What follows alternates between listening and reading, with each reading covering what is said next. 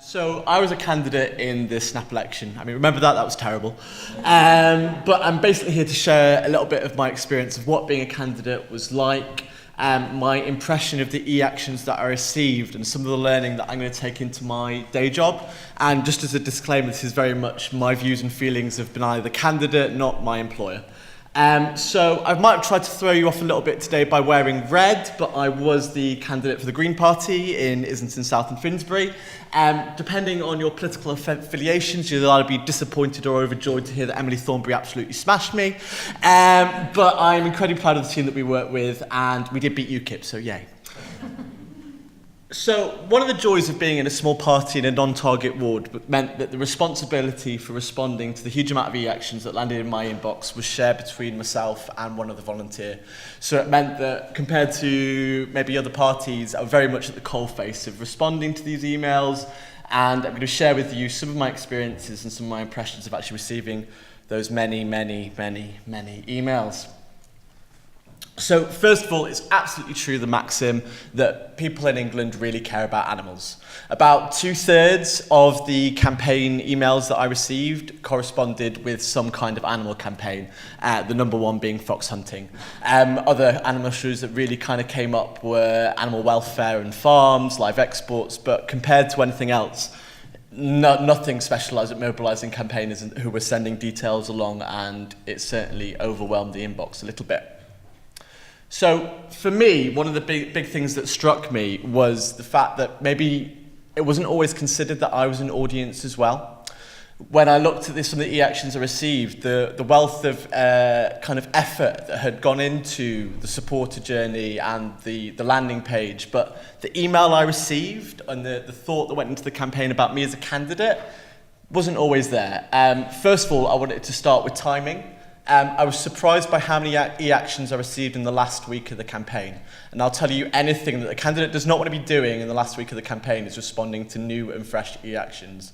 Certainly, it's that final stretch of the campaign when people want to be doing the campaign. But particularly at the beginning of the election, I was very struck by the ones who got out their e-action very quickly. Those are the campaigns that stood out. Those are the ones that had the most time to pay attention to. They weren't drowned out by other campaigns. Secondly, for me, I was struck by how many issues there were around accuracy. And now, as someone who's put together e-actions, I totally empathise with how easy it is to make mistakes on some of the e-actions.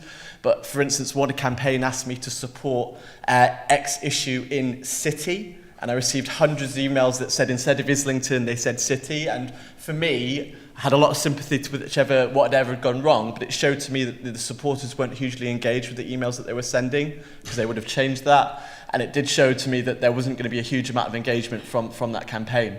The big one for me particularly, though, was about value. What was this campaign offering me as a candidate? Because some of the ways I was offered to engage were very limited. It was click a button, I promised to pledge, very little was done to show my support anywhere else. I wasn't offered ways of engaging in other ways. The campaigns that really stood out for me asked me to do more. They asked me to get on social media. They asked me to think about these issues at hustings. They told me that supporters would be engaging with these issues at hustings or doorsteps. And it meant that I felt like I needed to pay more attention. So my favourite e-action of the entire campaign was camera, as well as being about beer. It was about saving pubs. So the campaign for Real Ale, I believe it's an e-action they've actually had for quite a few elections, but it was something that really stood out for me because of the investment they put into engaging me as a candidate. So it started off pretty standard. A supporter emailed me asking me to support their 3 key pledges. Once I'd done that, I was given a wealth of resources. I was given social media assets that I could share to support my campaign. I was given suggested tweets. I was given manifesto lines that I could use at hustings. I was given a suggested press release for my local papers. I was given ideas for local activity that I could build into my campaign. These all really struck out to me as an opportunity to talk about something meaningful that wasn't necessarily universal. The thing that really impressed me was that after the campaign, they emailed me to tell me how many candidates had supported the campaign and asked me to stay a supporter, which hopefully was GDPR compliant. But I was impressed because for me, you're looking at an audience who've taken the time to stand for election. They are engaged, a lot of people are already councillors, they're already assembly members, they're MLAs, a whole wealth of variety and experience. And Camera had taken the time to identify and recognise that and asked me to stay engaged. Caveat, I don't think I did, but like it was a good ask. So for me, there was some core questions that came out of all of that for me as what was the value for me as a candidate. How can I communicate my support? Are there different ways of doing that? Can I take to social media? How will you display it on the website? Because I was struck by how difficult it was to actually see who had supported the campaign. Is there any cost to me not supporting the campaign? Will you be showing a blank question mark? Will you be showing my disagreement?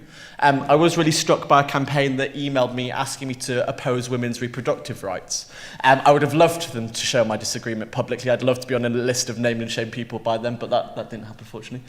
I've mentioned already about can I remain a supporter. A big one as well was about will this come up at hustings? So the snap election didn't necessarily have as many kind of hustings as other elections, but the campaigns that did really stuck out to me. But I think the big thing for me is that more and more of this is being centralised. The Green Party put together suggested responses to pledges. Eventually, once campaigns had come out, I was copy and pasting responses to emails that were automated that people weren't responding to. So how much genuine engagement was actually happening? And I think one of the big missed tricks is, are we arming our supporters to carry on the conversation?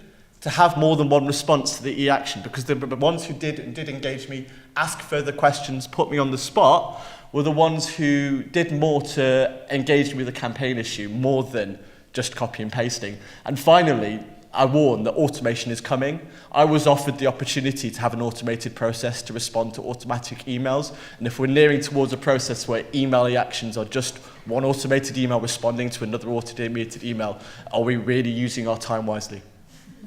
Thanks very much.